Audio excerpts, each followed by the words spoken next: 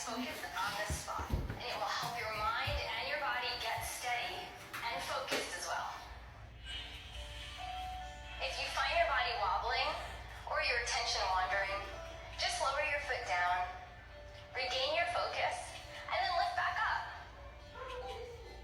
Inhale. Exhale. Ow, I fell. What's she doing? Bring your knee back to front. Exercising. Lower your arms and your foot down to the ground. Now, lift your left foot and bring it to the inside of your right leg. When you're ready, lift your arms overhead. Inhale. Exhale. I keep falling because I don't know how to exercise. Let's try a little bit. Move the arms around. Keep watching it. And notice what happens in your body. Is it harder to see? If you fall out of this pose, I thought playing exercising. Quit?